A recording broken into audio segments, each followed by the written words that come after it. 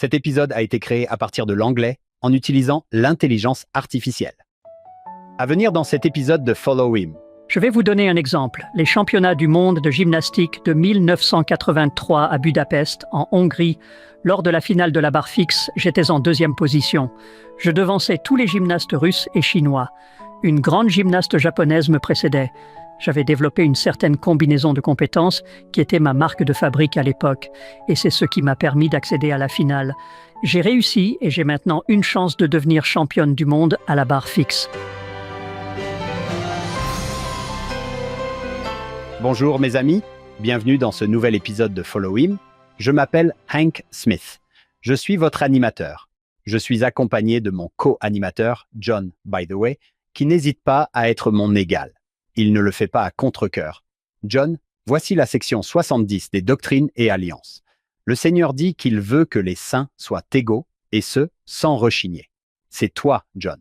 Cela ne te dérange pas que je sois ton égal. Je suis heureux d'être ici. C'est assez incroyable pour moi.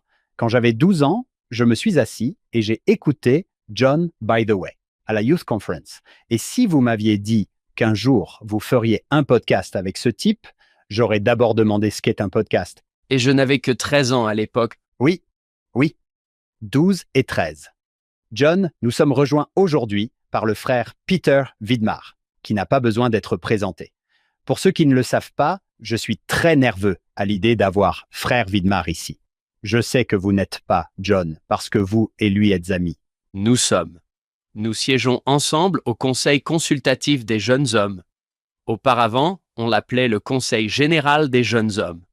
Peut-être que cela sonnait trop comme si les jeunes hommes étaient le Conseil général, alors ils l'ont changé en Conseil consultatif des jeunes hommes. Bienvenue frère Vidmar, bienvenue sur Follow Him. C'est un plaisir d'être ici. Je me sens en dessous de l'égalité avec vous deux. Je me demande toujours comment j'ai pu participer à ce podcast. Je l'écoute, je le regarde et je me dis que je ne suis pas un érudit. Je n'ai pas cette matière grise spirituelle, mais je vais faire de mon mieux aujourd'hui. Je suis ravi d'être avec vous. Et oui, John est un ami très cher. Je l'admire depuis de nombreuses années. Je me pince pour savoir que nous servons ensemble. C'est une joie absolue. Oui, quand John et moi parlons d'invités potentiels, votre nom est en tête de liste pour John. C'est un peu comme de l'idolâtrie, je pense. Très bien, John, continuons à lire les Doctrines et Alliances. Nous sommes à Hiram, dans l'Ohio. L'Église a un peu plus d'1 an et demi d'existence. Quand on pense à cette jeune Église, toute nouvelle en Ohio, qui n'est pas encore là depuis 1 an, qu'est-ce qui vous vient à l'esprit? Certains des premiers efforts missionnaires me viennent à l'esprit, comme cela a dû être le cas. Vous pouvez avoir des révélations imprimées. Vous pouvez ne pas en avoir, mais vous allez sortir. J'en parlais hier soir avec ma famille. Les gens avaient soif de cette Église du Nouveau Testament lorsqu'ils ont entendu parler d'une restauration. Ces missionnaires étaient si enthousiastes à l'idée de sortir et d'en parler aux gens. Comme nous l'avons vu précédemment, lorsque ces missionnaires ont atteint Kirtland, Hiram, Thompson, Ohio, l'Église s'épanouit avec la croissance en Ohio et nous déménageons en Ohio. Frère Vidmar, Peter, alors que nous examinons ces 3 sections, qu'attendez-vous avec impatience? Au début, en 67, le Seigneur parle des faiblesses du prophète. Au verset 4, il dit « Moi, le Seigneur, je te rends témoignage de la vérité. » Le Seigneur rend témoignage de la vérité de cette œuvre. Il dit « Qui sont couchés devant vous ?» Vos yeux se sont posés sur mon serviteur Joseph Smith Jr. et vous avez connu son langage et ses imperfections, et vous avez cherché dans votre cœur la connaissance qui vous permettrait de vous exprimer au-delà de son langage. Ceci, vous le savez aussi. Il reconnaît en fait. Je sais qu'il n'est pas parfait. N'est-ce pas formidable? Quel soutien pour nous tous. Nous connaissons tous nos imperfections. Je connais mes imperfections. Pourtant, le Seigneur nous permet de le servir, de faire tout ce que nous pouvons dans son Église et dans son Évangile. Même avec nos faiblesses, nous pouvons peut-être faire du bien. Dans mon ancienne vie de gymnaste, je veux dire que j'étais toujours accablé par mes insuffisances. C'est la raison pour laquelle j'ai essayé de m'améliorer, parce que je faisais quelque chose et ce n'était pas très bon. Et je le refaisais, ce n'était pas très bon. Je recommence, ce n'est pas très bon. Finalement, j'ai commencé à prendre le coup de main. Très vite, ces choses plus faibles sont devenues plus fortes. Je pense que cette progression est universelle. Elle est physique. Elle est aussi spirituelle. C'est ce qu'il nous enseigne dans la section 67. Fantastique. John, il y a peut-être une poignée de nos auditeurs qui ne savent pas qui est Peter Vidmar. Peut-être l'ont-ils déjà cherché sur Google. Maintenant, ils le savent.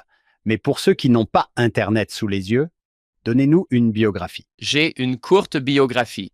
Elle ne lui rend pas justice. Je pourrais continuer à en ajouter. Peter Glenn Vidmar. Il a été chef de mission de paroisse, spécialiste des affaires publiques, professeur de séminaire matinal, évêque, conseiller de présidence de Pieux, président de mission en Australie, dans la mission de Melbourne. Ai-je bien dit? Vous ne prononcez pas les R. Melbourne. Melbourne. Mission Melbourne. Il a été bénévole dans un certain nombre d'organisations sportives communautaires. Il est titulaire d'une licence en économie de l'UCLA. Il a également participé à des compétitions internationales de gymnastique. D'accord. C'est un euphémisme. Quand j'aurai fini la biographie, j'y reviendrai. Il est devenu conférencier professionnel lors de réunions et d'événements d'entreprise. Il est né à Los Angeles de John Red Vidmar et de Doris Marilyn Neely Vidmar. Lui et sa femme Donna, qui est géniale, ont 5 enfants et 9 petits-enfants. Ils vivent dans la région de Heber. Depuis la semaine dernière.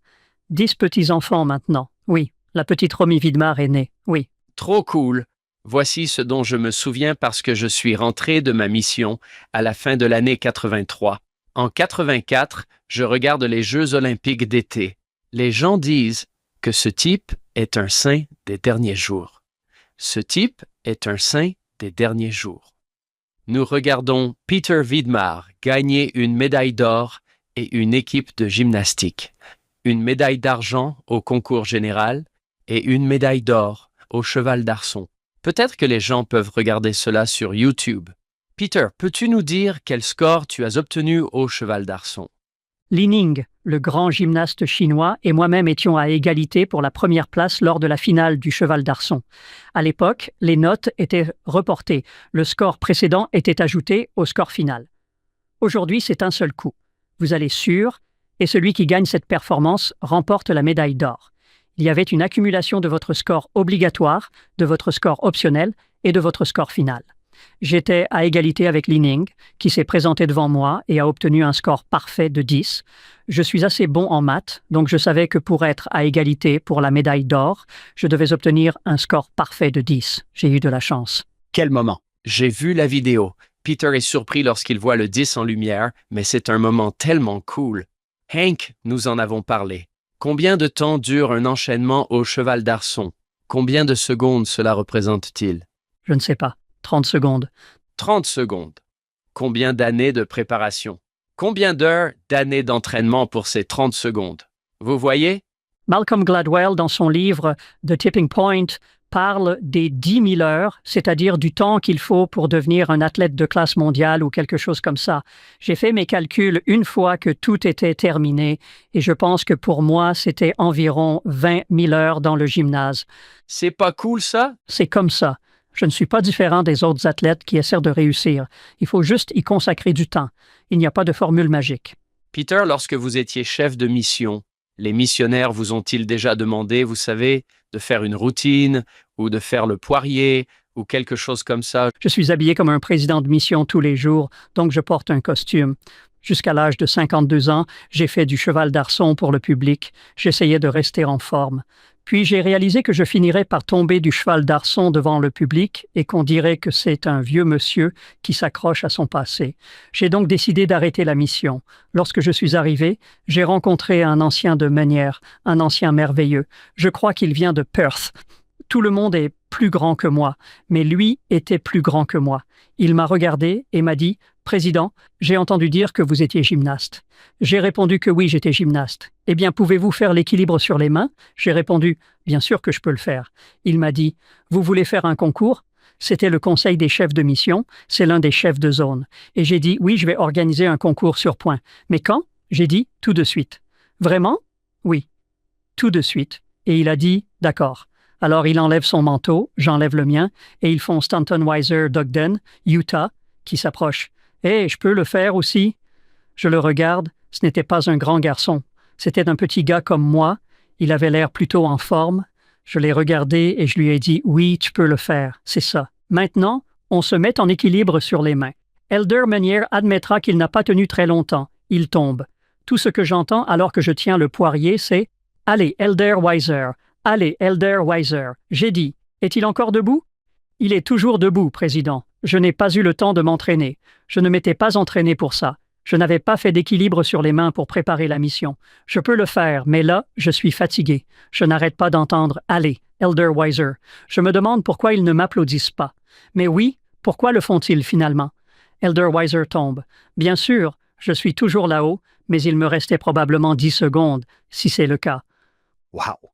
Mais j'ai agi comme s'il me restait 10 minutes à vivre quand je me suis écroulé, mais je me disais « Mec, je vais avoir très mal demain parce que c'était tout ce que j'avais. » Elder Weiser, béni soit son cœur, nous avons eu un défi à chaque conférence de zone après cela, et il m'a battu à chaque fois. Ouah. Vraiment? J'ai commencé à m'entraîner. Je me levais le matin, je faisais mon petit footing matinal, puis je faisais une série d'équilibres. Je tenais 1 minute, je me reposais 1 minute. Je pensais qu'il n'allait pas me battre cette fois-ci, et il me battait.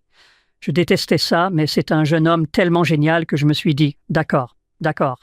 Lors des conférences de zone, c'était une petite tradition amusante. Quiconque voulait faire un concours d'équilibre avec le président Vidmar.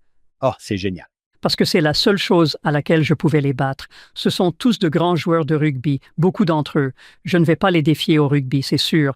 Cela me rappelle un peu, John, avez-vous déjà entendu l'histoire de Wilford Woodruff, qui a écrit dans son journal? Il a dit « Aujourd'hui a été une journée difficile. Je me suis fait écosser par mon petit-fils, en train d'égrener le maïs. Il a 90 ans. Eh bien, commençons par points. Je vais lire un extrait du manuel Viens, et suis-moi, puis, Pierre, voyons où tu vas nous emmener. Voici comment cela commence. De 1828 à 1831, Joseph Smith, le prophète, a reçu de nombreuses révélations du Seigneur, notamment des conseils divins pour les individus, des instructions pour gouverner l'Église, des visions des derniers jours et de nombreuses vérités inspirantes sur l'éternité. Mais de nombreux saints ne les avaient pas lues. Les révélations n'étaient pas encore publiées et les quelques exemplaires disponibles étaient écrits à la main sur des feuilles volantes qui circulaient parmi les membres et étaient transportées par les missionnaires. En novembre 1831, Joseph a convoqué le conseil des dirigeants de l'Église pour discuter de la publication des révélations. Après avoir recherché la volonté du Seigneur, ces dirigeants envisagent de publier le livre des commandements, précurseur des doctrines et alliances d'aujourd'hui. Bientôt, chacun pourrait lire pour lui-même la parole de Dieu révélée par l'intermédiaire d'un prophète vivant. Une preuve éclatante que les clés des mystères du royaume de notre Sauveur sont à nouveau confiées à l'homme. Pour ces raisons, et bien d'autres encore, les saints d'hier et d'aujourd'hui considèrent que ces révélations valent les richesses de la terre entière. John, n'est-ce pas là qu'entre en jeu la première section dont nous avons parlé au début de l'année? Oui. C'est à peu près à ce moment-là qu'ils se sont dit que s'ils voulaient publier ce livre, il fallait écrire une préface. Ils ont fait quelques tentatives, mais elles n'étaient pas bonnes. Mon garçon, Joseph se dirige vers la fenêtre et commence à dicter la première section, qui est géniale. C'est époustouflant. Retournez la lire un jour. Oui, c'est ça. Wow! Peter, que voulez-vous faire à partir de maintenant? Dans cette préface, lorsque vous avez parlé de certaines personnes qui partaient avec des copies et des pages pour enseigner et prêcher l'Évangile, imaginez l'enthousiasme qu'elles avaient en pensant que c'était tout ce qu'elles avaient, mais qu'elles voulaient quand même l'emporter avec elles et aller le partager avec d'autres. Il y a là quelque chose que nous pourrions apprendre en termes de zèle missionnaire.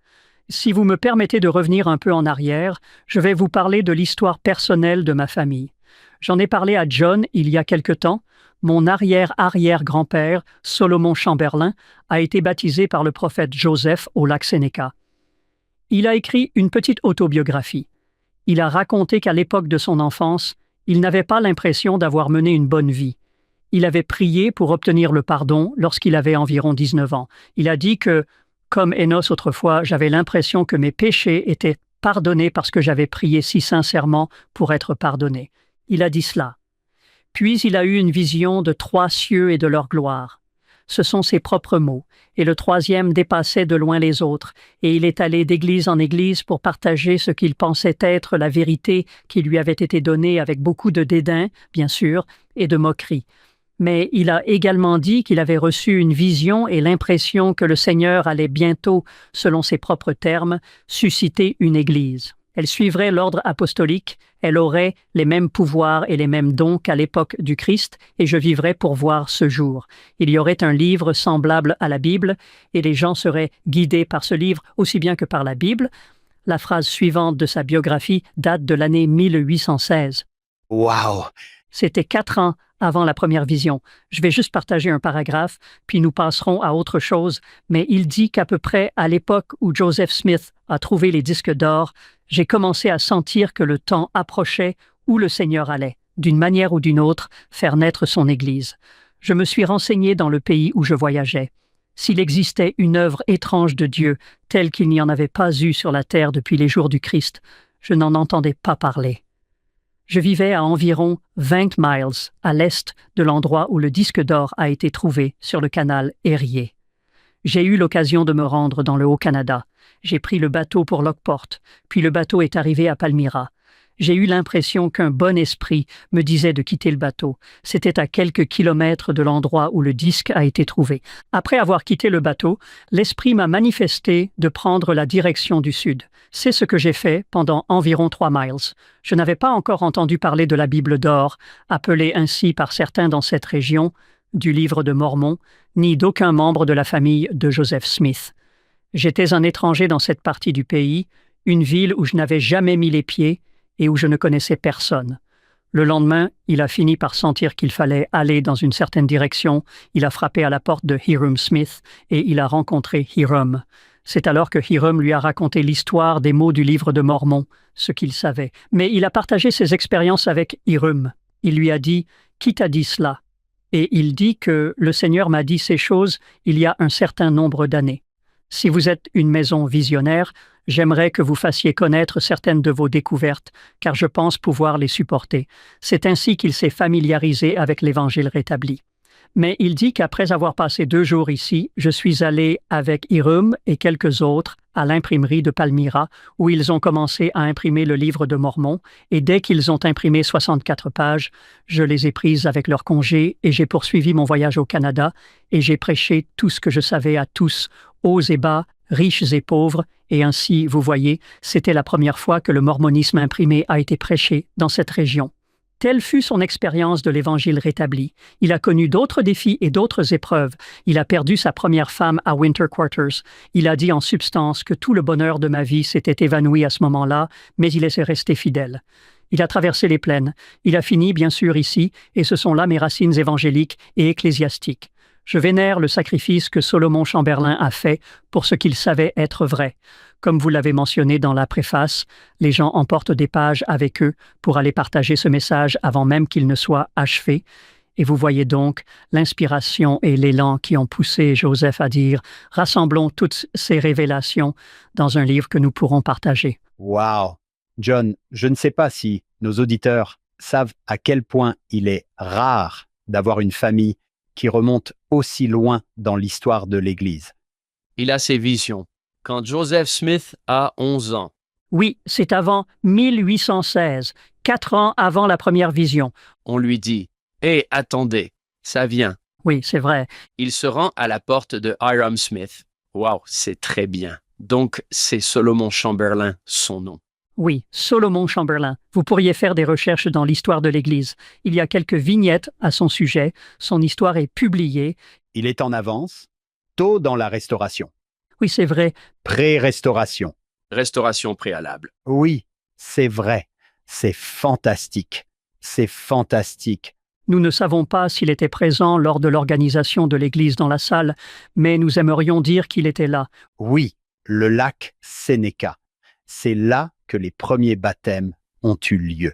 Pourquoi ne pas passer à la section 67 ensemble et commencer à indiquer les choses dont nous voulons parler? Cela semble très bien. J'étais assis ici en regardant le premier verset et je me disais que je devrais l'envoyer à mon fils en Uruguay. Écoutez ce que dit le Seigneur. Voici et écoutez, anciens de mon Église qui vous êtes rassemblés, dont j'ai entendu les prières, dont je connais les cœurs, dont les désirs sont montés devant moi. Voici que mes yeux se posent sur vous. Oui, c'est vrai. Soudain, ces versets vous disent, écoutez, appliquez ceci tout de suite. Le Seigneur vous observe. Il vous observe. Peter, je suis sûr que vous avez beaucoup d'histoires sur vos missionnaires et leurs familles. J'ai rencontré tellement de missionnaires que j'avais envie d'enlever mon badge, de le leur donner et de leur dire « Pourquoi ne dirigez-vous pas la mission ?» Parce qu'ils avaient une telle profondeur spirituelle. Nombre d'entre eux avaient enduré d'énormes difficultés simplement pour devenir membres de l'Église. Certains avaient été complètement reniés par leur famille. Ils étaient ici en mission. Peu après leur conversion, des missionnaires sont venus d'autres régions du monde où l'Église n'est pas officiellement reconnue. L'Église est reconnue en Chine, par exemple, et nous avons des congrégations là-bas, mais j'ai eu un certain nombre de missionnaires de Chine continentale qui ont servi en Australie, des missionnaires fantastiques, chacun d'entre eux. J'ai adoré servir avec eux, et vous aviez des missionnaires de Taïwan, des missionnaires d'Amérique du Nord, tous dans le programme chinois, tous travaillant ensemble pour partager l'Évangile de Jésus-Christ, mais beaucoup d'entre eux ont beaucoup abandonné. Il est impossible de plonger dans l'histoire de l'Église, même de façon superficielle, sans découvrir des sacrifices incroyables. Mais cela continue aujourd'hui. Cela se produit encore aujourd'hui dans le monde entier. J'ai vu cela de mes propres yeux avec un grand nombre de mes missionnaires et ils m'ont inspiré. Ils ont fait de moi une meilleure personne grâce à leur foi. Henk, pourriez-vous lire le 5e verset? Absolument. Nous l'aimons tous les deux, hein, John? Vos yeux se sont posés sur mon serviteur, Joseph Smith Jr. Vous avez connu son langage, vous avez connu ses imperfections et vous avez cherché, dans la connaissance de votre cœur, à vous exprimer au-delà de son langage. Ceci, vous le savez aussi. Ils n'aiment pas sa façon de parler. Ils se disent « Ah, je pourrais probablement faire un meilleur travail que Joseph. » Emma a dit tant de fois qu'il ne communiquait pas bien. Ces responsables d'église éduqués ont pensé que nous pourrions peut-être nettoyer un peu tout cela. Peut-être pouvons-nous l'améliorer. Phelps, Cowdery, McClellan. Bien sûr, je suis plus éduqué. Bien sûr. Dans la chronologie dont il s'agit, merci d'en parler. Hank, quand ils étaient, oui, écrivons ce qui s'avère être la section 1. Les sections ne sont pas chronologiques. Oui, c'est vrai. Dans les doctrines et alliances, c'est souvent le cas, mais il y en a un qui arrive à peu près à ce moment-là. Savez-vous ce que j'aime dans le verset 5? Quel est le thème de cette année pour les jeunes? Ne doutez pas, ne craignez pas. Regardez-moi, ne doutez pas, ne craignez rien. Ce que j'aime dans cette phrase, c'est qu'elle me rappelle aussi le verset de la section 19. Apprenez de moi, écoutez mes paroles. Marchez dans la douceur de mon esprit. Ce 5e verset sonne un peu comme si, frère, vous regardiez la mauvaise chose. Nous sommes censés regarder le Christ. Quand je pense à l'histoire de Pierre marchant sur l'eau, comment frère Holland a dit, alors que ses yeux étaient fixés sur le Seigneur, le vent pouvait agiter ses cheveux. Les embruns pouvaient mouiller ses vêtements. Tout allait bien. Il venait au Christ. Ce n'est que lorsque Pierre a détourné son regard du Sauveur pour regarder les vagues en furie au-dessous de lui. Regardez ce que le Seigneur dit ici, les gars. Vous regardez Joseph et ses imperfections que vous avez connues, et son langage que vous avez connu. Passez ensuite au verset 9, mais regardez les révélations. Il n'y a pas d'imperfection en elle. Il n'y a pas d'injustice en elle. La plupart des critiques de l'Église se concentrent sur quoi? Attaquons Joseph, son caractère. Attaquons Joseph, ses faiblesses. Ici, le Seigneur souligne les imperfections du prophète. Il n'est pas un homme parfait, mais c'est le prophète. Il est censé être parfait. Cela devrait vous donner, et je l'espère, car avec toutes mes imperfections, dont beaucoup sont conscients et dont beaucoup ne sont pas conscients, je connais mes faiblesses. Pourtant, le Seigneur nous permet de le servir. Il nous permet de faire de bonnes choses, de servir l'Église, les appels et l'Évangile, avec toutes les imperfections que cela comporte. Nous avons encore une chance d'essayer de faire la différence, et le Seigneur sait que nous ne sommes pas à la hauteur des normes parfaites du Sauveur. Il nous dit « Regardez, même mon serviteur Joseph avait de petites imperfections. Ce n'est pas grave. Où est votre cœur? Continuez à servir. Ne faites pas attention à ces choses. Nous savons où est le cœur de Joseph. » Et regardez-moi, regardez le Christ, c'est là que vous devez regarder. Exactement. Au verset 5, vos yeux se sont portés sur Joseph. Cela pourrait être 2025. Joseph Smith est, je pense, plus attaqué que jamais au quotidien. Je pense que le Seigneur dirait « Regardez par ici. Regardez-moi. Pourquoi le regardez-vous? Oui, il a des imperfections. Oui, son langage n'est pas parfait. Le mien l'est. Je n'ai pas d'imperfection. Regardez ici. » Notre présidence de Pieux a été réorganisée. Frère Patrick Kiaron est venu, et après avoir soutenu notre nouveau président de Pieux, il a dit « Ne le mettez pas sous un microscope. Il ne peut pas le supporter. Vous non plus. Si ces enfants font quelque chose qui vous fait hausser les sourcils, remettez-les à leur place. Il était si charmant. Nos yeux sont censés être fixés sur le Christ. J'aime la façon dont le Seigneur nous dit de ne pas regarder au mauvais endroit. Regardez les révélations. Regardez-moi. Regardez-moi. Oui. Regardons le verset 10. Il dit, et encore une fois, en vérité, je vous dis que c'est votre privilège et une promesse que je vous donne à vous qui avez été ordonnés à ce ministère, dans la mesure où vous vous dépouillez de vos jalousies et de vos craintes, et où vous vous humiliez devant moi, car vous n'êtes pas assez humble. Le voile se déchirera, vous me verrez et vous saurez que je ne suis pas un esprit charnel ou naturel, mais un esprit spirituel. Je me demande si ce n'est pas aussi un message pour nous aujourd'hui, car les médias sociaux sont remplis de jalousie, de peur et d'envie. Nous ne voyons que le meilleur jour de chacun, leur meilleure expérience. Nous ne voyons que la meilleure partie de leur vie. Ils créent une impression qui n'est pas réelle. Que la vie est toujours comme ça. Qu'est-ce que cela nous apporte? Parfois, nos jeunes diront que leur vie ne ressemble pas à cela. Ils aimeraient que leur vie soit différente. Ils sont envieux. Ils sont jaloux de ce qu'ils voient, mais ils ne voient pas vraiment la situation dans son ensemble. Le Père Céleste et le Sauveur nous disent « Oubliez ces choses. N'ayez pas peur. Ne soyez pas jaloux. Soyez humbles. Les bénédictions viendront. » J'ai une question à vous poser, Peter, en raison de votre passé d'athlète, ce qui est très difficile à faire en tant qu'athlète. Se débarrasser de la jalousie.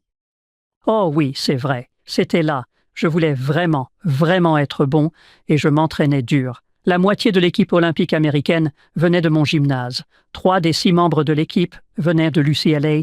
Ce sont des amis très chers, Tim Daggett et Mitch Gaylord. Ma norme, ce que je visais, se trouvait de l'autre côté du gymnase. Quand je voyais quelqu'un faire quelque chose d'extraordinaire, je me disais « Oh wow, c'était extraordinaire. Je ne peux pas faire ça. » Et c'était génial parce que ça me motivait, ça me donnait envie de travailler plus dur. C'est vrai, c'est vrai. Mais ensuite, ils ont eu du succès. Peut-être que je tombais du cheval d'arçon ou de la barre fixe à la compétition suivante, ce qui me donnait envie de faire plus d'efforts.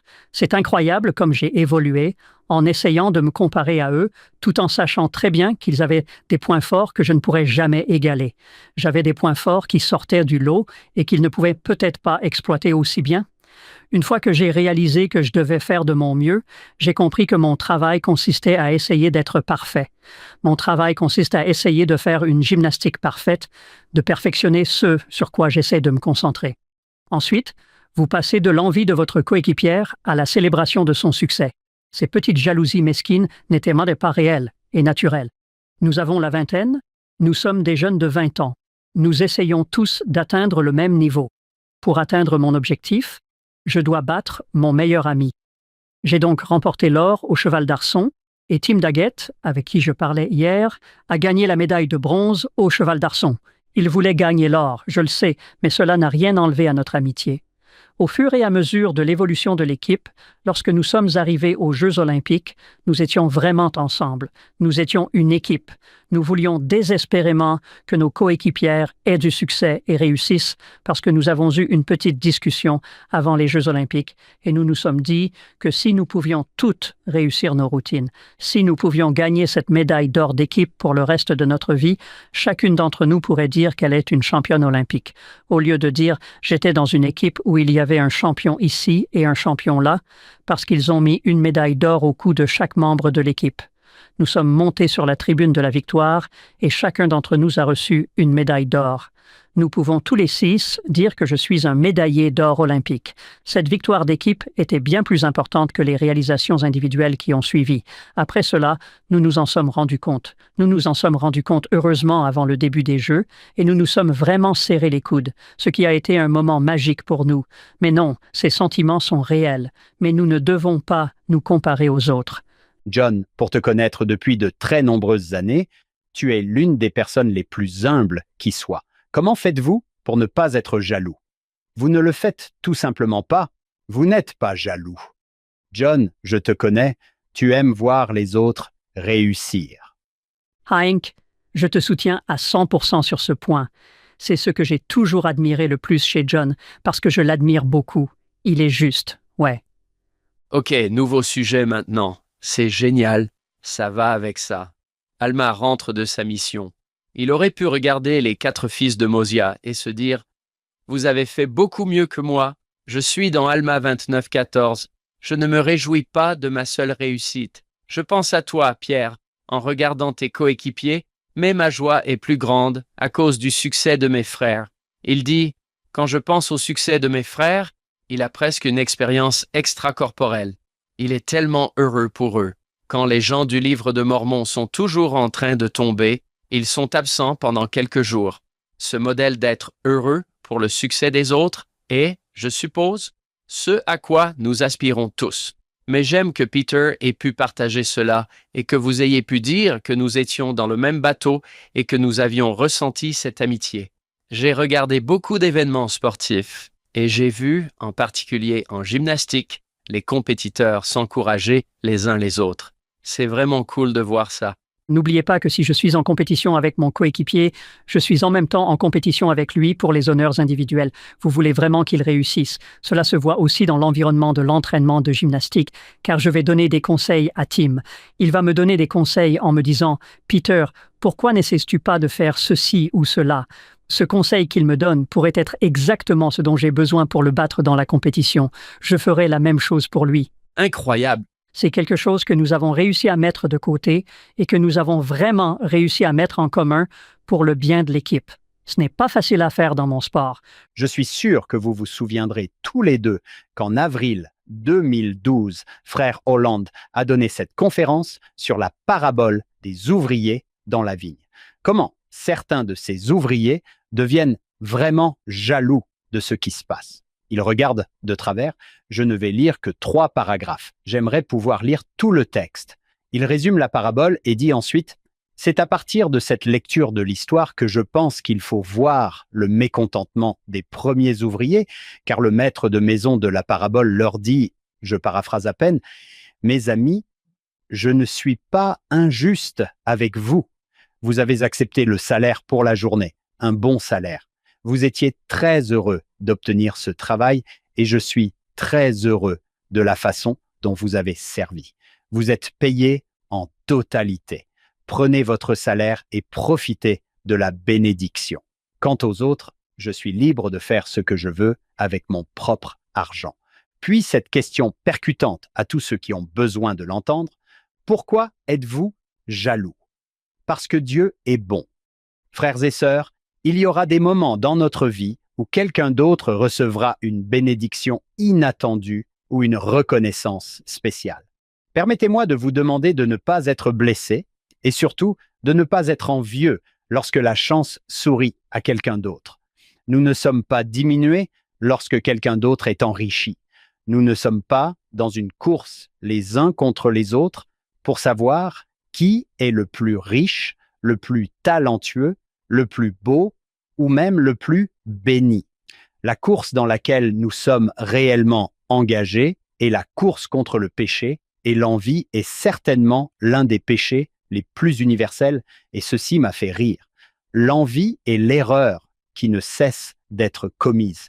Il est évident que nous souffrons un peu lorsqu'un malheur nous frappe, mais l'envie nous oblige à souffrir de toutes les bonnes fortunes qui arrivent à tous ceux que nous connaissons. Quelle belle perspective! Descendre un autre litre de jus de cornichon chaque fois que quelqu'un autour de soi connaît un moment de bonheur. Sans parler du chagrin à la fin lorsque nous découvrons que Dieu est vraiment juste et miséricordieux, donnant à tous ceux qui se tiennent à ses côtés tout ce qu'il a, comme le dit l'Écriture.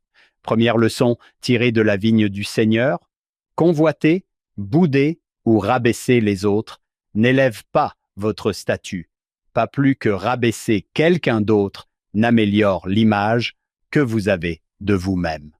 Soyez donc gentils et reconnaissants à Dieu d'être gentil. C'est une façon heureuse de vivre. Savez-vous ce que cela me rappelle?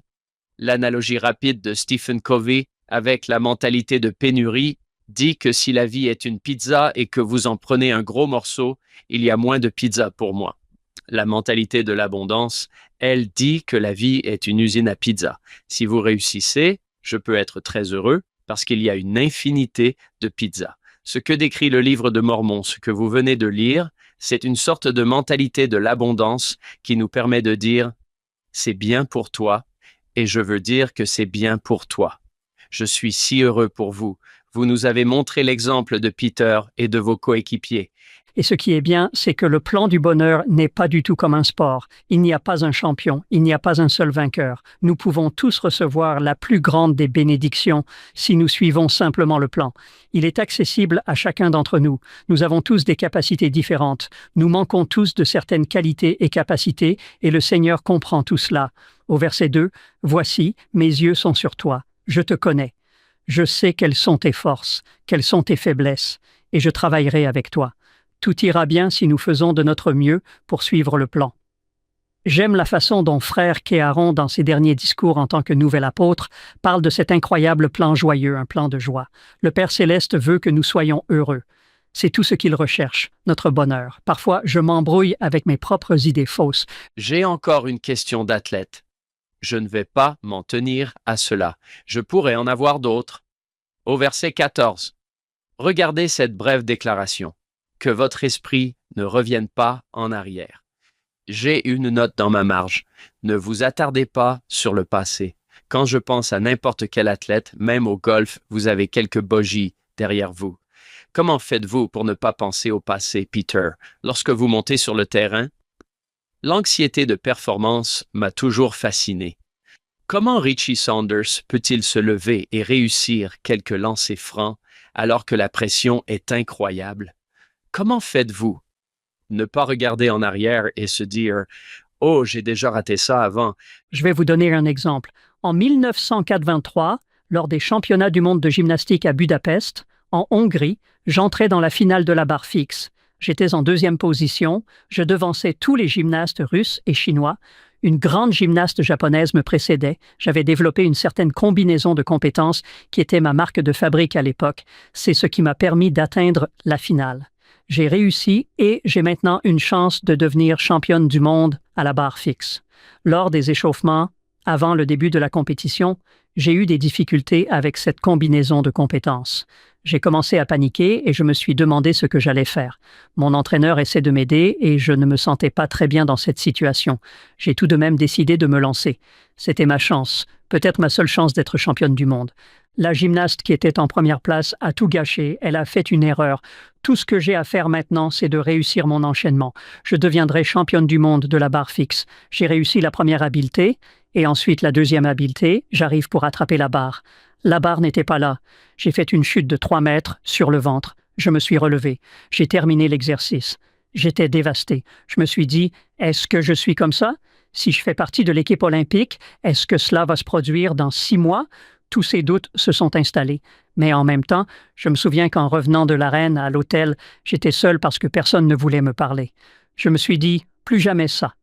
Je ne referai plus jamais cette erreur. Je dois cesser de considérer cette compétence comme acquise parce que je l'entraîne. Comme toutes les autres techniques que nous utilisons en gymnastique, vous avez 150 compétences différentes qui constituent toutes vos performances et vous devez toutes les perfectionner, chacune d'entre elles. Certaines sont faciles, mais d'autres sont très difficiles, et celle-là l'était vraiment, et je ne lui ai pas accordé l'attention qu'elle méritait pendant les 6 mois qui ont suivi. Je me suis concentré sur cette compétence un peu plus, presque tous les jours. Heureusement pour moi, aux Jeux olympiques, j'ai fait exactement la même routine et j'ai obtenu une note parfaite de 10 à la barre fixe. Avec le recul, je me dis que je suis bien contente d'avoir échoué. Je suis heureux d'avoir commis cette erreur, car elle m'a permis de devenir ce que je devais être par la suite. Si nous acceptons les erreurs, qu'il s'agisse de vieilles erreurs ordinaires ou de péchés, si nous les laissons nous changer pour devenir meilleurs, alors nous pouvons devenir une personne plus forte. Nous pouvons nous élever bien au-dessus de ce que nous étions au moment où l'erreur s'est produite. Cela demande des efforts. Il faut de la diligence. Il faut aussi de la patience, car certaines de ces choses prennent du temps. Les gens ne réalisent jamais que la patience et la diligence vont de pair. Il faut savoir que quelque chose ne viendra pas avant longtemps, mais il faut quand même y travailler tous les jours. Plus je peux appliquer cela à des questions plus importantes et à des questions spirituelles, mieux je me porterai. Cette section est pleine de conseils applicables. Dépouillez-vous de la jalousie. Humiliez-vous. Nous pourrions passer 5 heures de plus sur la façon de faire cela. Je n'en serai pas plus proche que je ne le suis maintenant. L'esprit charnel par rapport à l'homme naturel est mentionné à plusieurs reprises. Patience. J'aimerais vous demander à tous les deux comment vous avez développé la patience. Je sais que vous êtes patient. Je vous ai vu faire preuve de patience dans des circonstances stressantes. Comment avez-vous appris à la maîtriser? Peter, je vous pose la même question. Je suis sûr qu'il y a des moments où vous êtes en compétition et en colère. Tu es simplement capable d'être patient et de ne pas t'attarder sur le passé. Verset 14.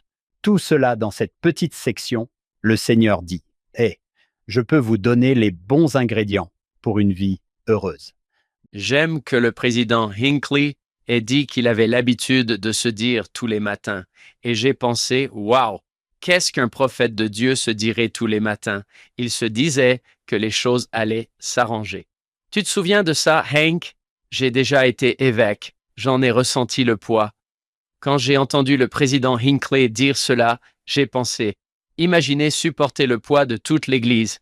Qu'est-ce qu'il faut faire? On garde les yeux fixés sur le Christ, on se dit que les choses vont s'arranger et on fait de son mieux. C'était vraiment le président Hinckley. Vous continuez à patienter. Lorsque nos missionnaires venaient à la mission toutes les 6 semaines, nous les amenions le premier jour. Ils avaient le décalage horaire. Ils sont fatigués, épuisés, mais nous les envoyons dans la rue avec un missionnaire expérimenté et nous leur demandons d'établir immédiatement un contact avec la rue. C'est un peu un choc pour eux, mais le lendemain, nous les présentons. Bienvenue à la mission australienne de Melbourne. Lorsque nous avons terminé toutes les tâches administratives, les leçons d'introduction que nous leur donnons, je partage avec eux Josué 1er de l'Ancien Testament et vous pensez à Josué qui a dû succéder à Moïse de tous les peuples. J'aime partager cela avec eux. Le Seigneur dit à Josué, « Moïse, mon serviteur, est mort. Maintenant, lève-toi, passe le Jourdain, toi et tout ce peuple, vers le pays que je leur donne aux enfants d'Israël. » Puis il fait une promesse. « Tout lieu que foulera la plante de ton pied, je te l'ai donné, comme je l'ai dit à Moïse, en sautant au verset 5, « Aucun homme ne pourra se tenir devant toi tous les jours de ta vie. Comme j'ai été avec Moïse, je serai avec toi. Je ne te laisserai pas tomber et je ne t'abandonnerai pas. » Puis vous entendez pour la première fois, « Sois fort et courageux, car c'est à ce peuple que tu donneras en héritage le pays que j'ai juré à leur père de leur donner. » Ils se préparent à traverser le Jourdain. Enfin, après 40 ans d'errance dans le désert, Josué se dit « Moi, c'est moi, je dois maintenant conduire les enfants d'Israël. » Il lui dit « Non, non, sois fort, ayez du courage. » Au verset 7, il le répète « Sois fort et courageux, afin que tu mettes en pratique toute la loi que Moïse, mon serviteur, t'a prescrite. » Puis il dit ceci qui est un peu comme le verset 14. Dans la section 67, il dit « Que votre esprit ne revienne pas en arrière. » Il dit « Ne vous en détournez ni à droite ni à gauche. Vous pouvez prospérer partout où vous allez. » Dans mon esprit, je pense qu'il ne faut pas se laisser distraire. Ne regarde pas à droite, ne regarde pas à gauche, ne regarde pas en arrière, regarde vers l'avant, là où tu vas. Le verset 80 dit « Le livre de la loi ne s'éloignera point de ta bouche. Tu le méditeras jour et nuit afin d'observer et de mettre en pratique tout ce qui y est écrit. Alors tu seras prospère. Tu auras du succès. » Je leur dis « Où cherchez-vous » ? Dans les Écritures. Vous regardez dans « Prêchez mon évangile ». Ce sont les choses que vous lisez et sur lesquelles vous vous concentrez. Ne vous laissez pas distraire. Et au verset 9, il le répète. Ne t'ai-je pas donné un ordre? Sois fort et courageux. Ne crains rien. Ne t'effraie pas, car l'Éternel ton Dieu est avec toi, partout où tu iras. J'ai demandé au missionnaire pourquoi il fallait lui dire 3 fois d'être fort et courageux. Il se sentait faible et craintif. C'est ce que ressentent les missionnaires, ces 2 premières semaines de mission. Qu'est-ce que je fais? J'ai réfléchi à tout cela, j'ai chanté des chansons à ce sujet, mais maintenant je suis ici. C'est différent de ce que je pensais. Je leur rappelle simplement d'être forts et courageux. Ne vous laissez pas distraire, étudiez les choses que vous avez étudiées. Le Seigneur vous donnera le succès. Vous voyez ensuite que Josué se lève et qu'il commence à diriger avec force parce qu'il ressent la force qui vient de l'avertissement du Seigneur de se débarrasser de ses peurs. Je suis ici avec toi, je vais vous guider, je vais t'aider.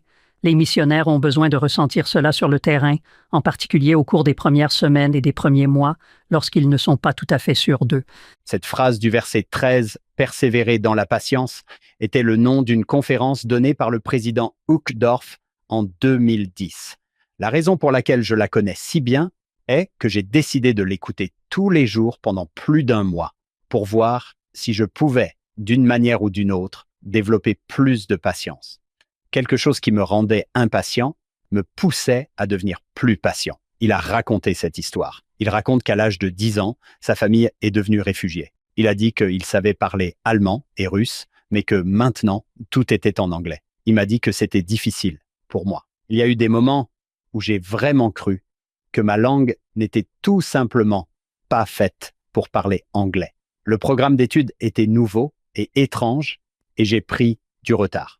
Pour la première fois de ma vie, j'ai commencé à me demander si je n'étais pas assez intelligent pour l'école. Heureusement, j'ai eu un professeur qui m'a appris à être patient, à être régulier et constant dans mon travail. Avec le temps, les matières difficiles sont devenues plus claires, même l'anglais. J'ai commencé à voir que si je m'appliquais avec constance, je pouvais vraiment apprendre. Cela ne s'est pas fait rapidement, mais avec de la patience, cela s'est fait. Peter, avez-vous constaté la même chose dans votre carrière? J'ai eu un entraîneur incroyable. Il s'appelle Makoto Sakamoto. Il a été le meilleur gymnaste des États-Unis pendant de très nombreuses années. Après avoir terminé sa carrière aux Jeux olympiques de 72 à Munich, il a voulu devenir entraîneur. J'ai été l'un de ses premiers élèves et je suis resté avec lui pendant 12 ans. Il est toujours comme un deuxième père pour moi. J'ai eu quelques problèmes de santé ces derniers temps, mais je suis allé lui rendre visite. Il m'a appris la patience. Il m'a appris à être cohérent, à savoir que les choses prendront du temps. Je me souviens que lorsque je suis parti pour mon tout premier camp d'entraînement, nous sommes allés à l'Université du Nebraska. Elle venait de construire à l'époque le meilleur centre d'entraînement de gymnastique du pays. Ils avaient construit ce gymnase spectaculaire avec des fosses en mousse dans lesquelles on pouvait tomber. Cela n'existait pas à mon époque. Il n'y avait que le sol dur et un entraîneur qui espérait vous rattraper. Je me suis dit, oh, je vais pouvoir m'entraîner dans une fosse. Je vais pouvoir apprendre de nouvelles techniques. Je n'oublierai jamais qu'avant de partir, mon entraîneur n'est pas venu au camp avec moi. Il m'a dit, Peter, juste pour que tu saches, quand tu reviendras, je me fiche que tu apprennes quelque chose de nouveau. Je veux juste que tu me dises que tu as travaillé plus dur que tout le monde, que tu étais le gymnaste qui travaillait le plus dur. Une partie de moi se disait « Oh mec », mais l'autre partie de moi savait qu'il avait raison. J'en ai fait un objectif. J'étais le premier arrivé, le dernier parti. J'essayais de m'assurer que tous les exercices de conditionnement que nous faisions, j'en faisais un peu plus. Je le respectais tellement. Je voulais pouvoir le regarder dans les yeux à mon retour et lui dire que j'avais fait ce que vous m'aviez dit de faire, mais que je voulais aussi apprendre quelque chose de nouveau. Je voulais rentrer à la maison en disant « Hé, je viens d'apprendre cette nouvelle compétence ou autre chose parce que j'avais cette fosse en mousse dans laquelle atterrir. » Il m'a appris que ces choses viendront, mais que l'éthique du travail doit primer sur tout le reste. Vous devez avoir cette éthique de travail. Une partie de cette éthique de travail, bien sûr, c'est d'avoir la patience de savoir que les choses vont prendre du temps, surtout pour se perfectionner. La même chose fonctionne dans notre vie de disciple. Il faut du temps. Le Seigneur dit soit l'un des enfants les plus travailleurs que j'ai. Je ne sais pas si nous avons tous le motif parfait. Je voulais être un enseignant à domicile à 100%. Mais nous devons essayer. Le Seigneur nous aidera avec nos motivations si elles ne sont pas bonnes. J'ai entendu quelqu'un dire, « Je vais attendre de le faire pour les bonnes raisons. Cela peut être une très longue attente. » Oui, nous ne pouvons pas stagner. Il faut aller de l'avant. Je connais mes propres enfants. J'ai ce truc de séminaire et puis ils rentrent à la maison. Ok, c'était vraiment bien. Je suis content d'y être allé. Je suppose que dans notre vie de disciple, cela peut être comme ça aussi. Peter, partagez peut-être ce que votre coach a signifié pour vous lors de vos récents contacts avec lui. Mon entraîneur a fait d'énormes sacrifices personnels pour moi. Il m'a appris qu'il y a un message évangélique lorsque vous mettez tous vos efforts et votre travail à aider quelqu'un d'autre sans même penser à vous. Les 2 premières années où mon coach m'a entraîné, il travaillait dans une banque. Il ne pouvait m'entraîner que le soir. Je me présentais au gymnase des filles de la Culver City Junior High School. Nous installions l'équipement et devions le démonter tous les jours. Ce n'était pas une installation permanente. Il a fini par obtenir le poste d'entraîneur adjoint à l'UCLA lorsque j'étais en première année de lycée. Alors j'ai su que je voulais rester avec lui et j'ai choisi d'aller à l'UCLA pour pouvoir rester sous sa tutelle. Mais ce que je ne savais pas, parce qu'il ne me l'a jamais dit, c'est que les premières années, il n'était pas payé par l'université, il était entraîneur bénévole. Pour arrondir ses fins de mois, il traduisait des journaux d'affaires du japonais vers l'anglais ou de l'anglais vers le japonais, et il était payé au caractère à raison de 200 par caractère ou quelque chose comme ça. Il m'entraînait, rentrait chez lui, dînait et commençait vers 7 ou 8 heures du soir à traduire ses journaux. Il le faisait jusqu'à 3 ou 4 heures du matin. Puis, il dormait quelques heures, puis il se levait et partait entraîner. Il ne s'en est jamais plaint, il n'en a jamais parlé. Je ne peux pas lui rendre l'appareil. Je suis allé le voir. Il a eu un petit épisode. C'était à l'hôpital d'Hawaï, où il vit maintenant. Il a été entraîneur à la BYU pendant environ 14 ans. Il n'était pas membre de l'Église, mais il a été entraîneur à la BYU pendant 14 ans et a créé un certain nombre de champions nationaux. All-Americans, BYU, a toujours été dans les 5 premiers du pays en gymnastique jusqu'à ce que le programme soit abandonné. C'était un entraîneur extraordinaire. J'ai parlé à plusieurs de mes coéquipiers. Guard Young, qui est maintenant entraîneur à BU, était un gymnaste qui s'entraînait à BYU avec Mako et il a récupéré des gymnastes avec qui il s'entraînait à BYU. J'ai récupéré des gymnastes de l'UCLA de l'époque. J'ai eu des membres de l'équipe olympique. Nous avons fait des petites vidéos, des petits messages pour remonter le moral de Mako pendant qu'il était à l'hôpital. Je m'asseyais avec lui, je lui montrais vidéo après vidéo après vidéo de tous ces athlètes qu'il a entraînés au fil des ans. En toute humilité, à la fin de tout cela, avant que je ne rentre chez moi, il m'a dit « Pete, je pense que j'ai fait quelque chose de bien, ce qui est le plus grand euphémisme de l'histoire du sport. Il a fait plus que cela, il a fait bien plus. Je suis reconnaissant envers les mentors. Parfois, nous ne les remercions pas assez. Parfois, ils ne savent même pas le bien qu'ils vous ont fait jusqu'à ce que vous le leur disiez. Ils se contentent de faire le bien parce qu'ils aiment les gens, mais ils ne se rendent pas compte de l'impact qu'ils ont eu sur la vie des gens. Je ne peux pas vous dire combien de fois j'ai entendu dans un adieu. Je veux remercier mes parents, mes dirigeants et mes entraîneurs. Des entraîneurs qui leur enseignent de bonnes choses, la persévérance et la patience, comme nous l'avons dit. Je me souviens de mon entraîneur de football au lycée, Bill Jacobson. Je l'adorais. J'aurais traversé un mur pour lui. Je savais qu'il m'aimait. Je savais qu'il voulait le meilleur de moi. Ce petit lycéen, sans envergure, il a vu quelqu'un qu'il pouvait aider. John, Peter, avez-vous déjà souffert du syndrome du centre de l'univers? Ceci est du président Uchtdorf. Même discours. C'est de là que vient l'impatience, selon lui. Il dit que l'impatience est un symptôme de l'égoïsme. C'est un trait de caractère des personnes égocentriques. C'est un trait des égocentriques. Elle découle du syndrome du centre de l'univers, trop répandu, qui amène les gens à croire que le monde tourne autour d'eux et que tous les autres ne sont que des figurants dans le grand théâtre de la mortalité où eux seuls ont le rôle principal. John, avez-vous déjà souffert du syndrome du centre de l'univers? Je ne pense pas. Quand j'étais tout petit, oui. C'était probablement la raison pour laquelle tout le monde existe pour me donner mon baba. Comment ne pas être impatient quand je suis dans les embouteillages ou autres? Je suis impatient. D'où est-ce qu'il dit que ça vient? C'est le trait de caractère de l'égocentrique. C'est un symptôme de l'égoïsme. Peter, qu'en pensez-vous? Comment faire pour ne pas être impatient avec nos enfants, avec des étrangers, avec l'Église même ou avec nos responsables d'Église? Comment surmonter l'impatience?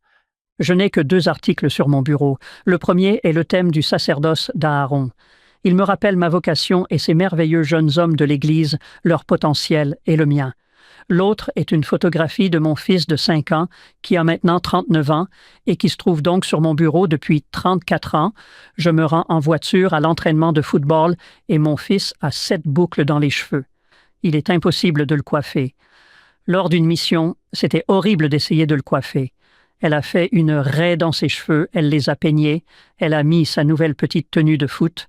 Il a pris la photo où vous tenez le ballon et où le ballon est littéralement très grand par rapport à son petit corps.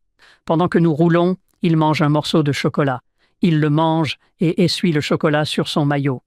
Maintenant, j'ai tout de suite peur de savoir que ma femme va voir que je ne l'ai pas empêché d'essuyer le chocolat. J'ai regardé mon fils et je lui ai dit « Timothy, je ne peux pas croire que tu aies fait… » Qu'est-ce que tu fais? Tu essuies le chocolat sur ton uniforme et ta mère t'a préparé pour la photo. Nous allons prendre la photo dans 5 minutes.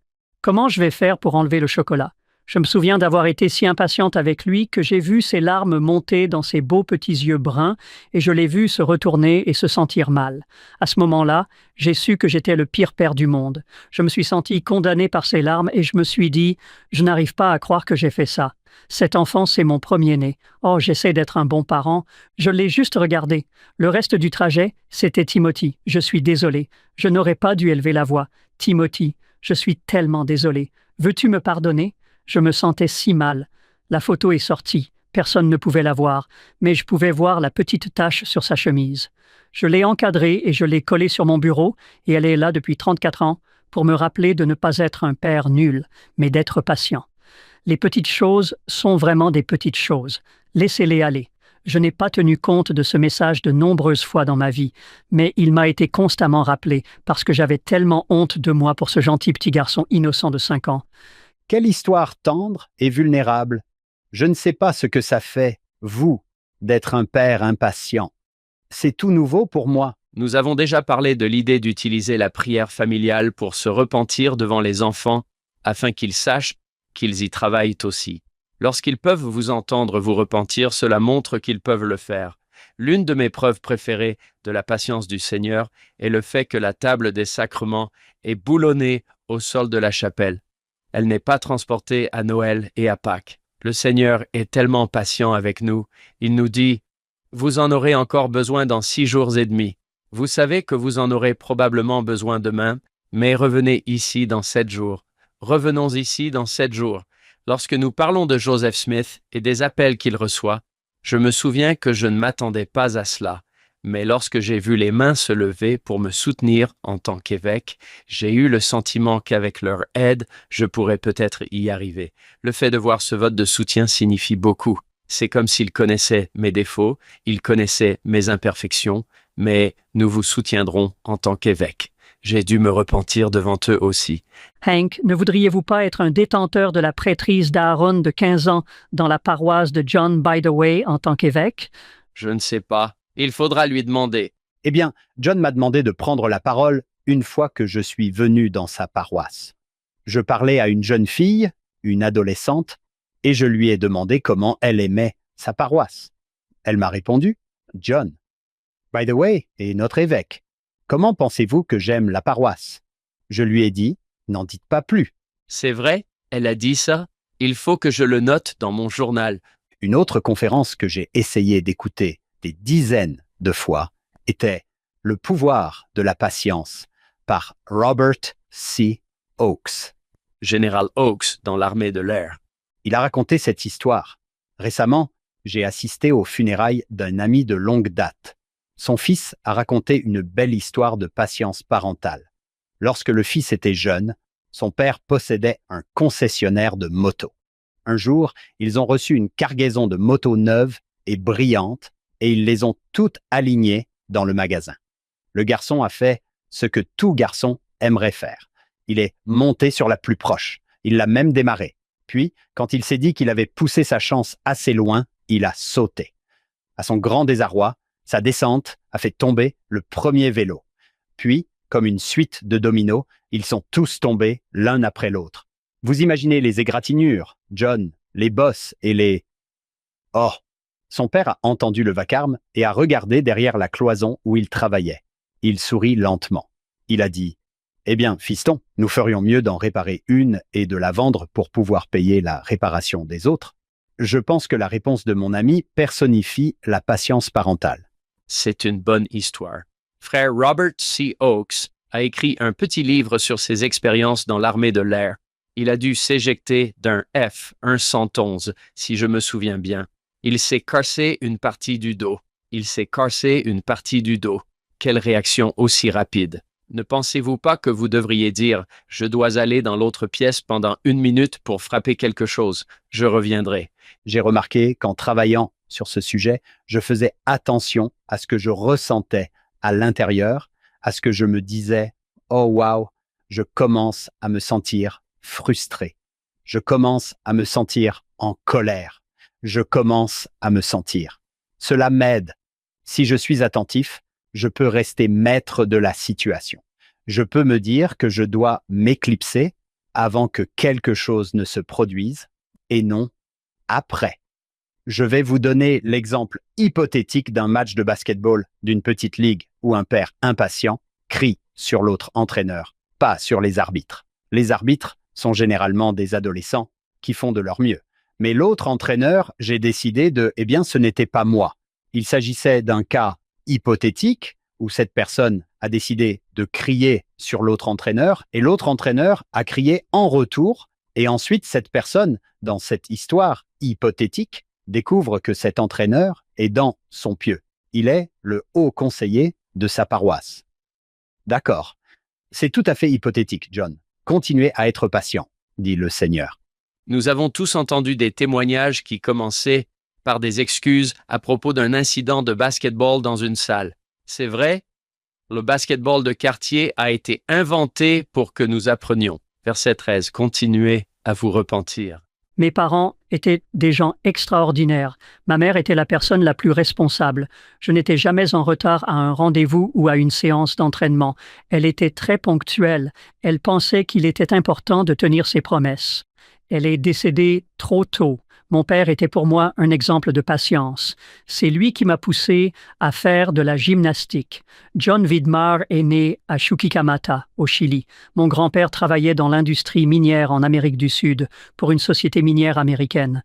Mon père s'est installé à Los Angeles, a fait ses études à Cal Berkeley, a obtenu son diplôme d'ingénieur et a servi dans la marine pendant la guerre. Il a rencontré ma mère lors d'une soirée dansante de Lauso à New York. Wow, sans blague.